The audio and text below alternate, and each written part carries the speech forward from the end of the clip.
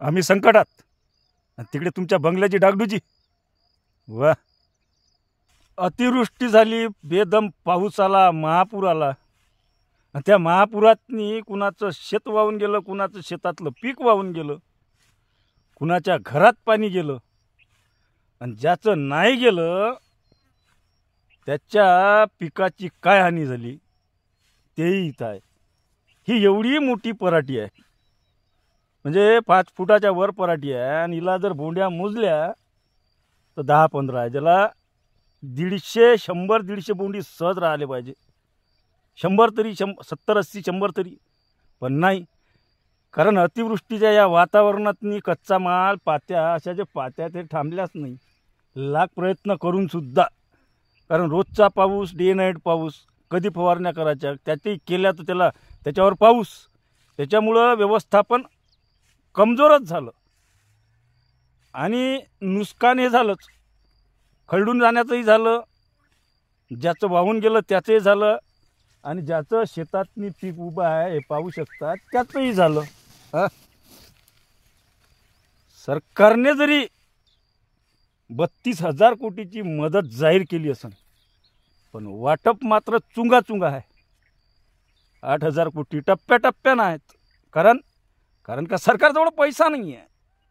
वेगवेगळ्या योजनानं सरकार पैशाच्या बाबतीत हातगाई चाललं आहे, म्हणे पैसा नाही आहे. त्यामुळे एकसाथ दणक्यात मदत काही भेटत नाही आहे, कारण आमचे पैसे अजूनही जमा झालेले नाही अतिवृष्टीच्या मदतीचे. तर दुसरीकडे बातम्या अशा चालू आहे का मंत्र्यांच्या बंगल्याची डागडुजी आणि त्याच्यासाठी कोट्यावधी रुपये खर्च. आता कशी गोष्ट, अरे नवीन सरकार बनलं का डागडुजी करता. कारण आम्हाला माहीत आहे, जेव्हा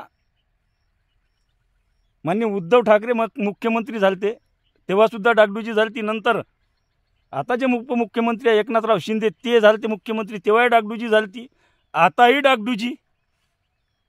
अरे का भिताळ पडते काय तुमच्या अंगावर?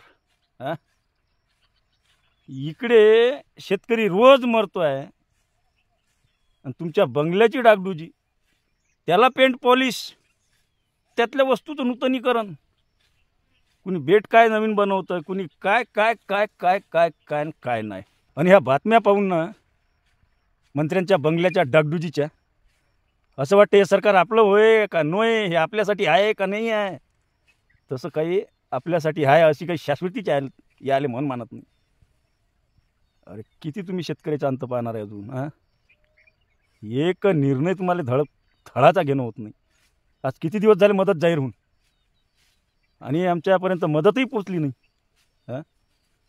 सोयाबीनले भाव नाही, कापूस फुटून राहिला, विकाव नाही विकाव, त्यालाही भाव नाही.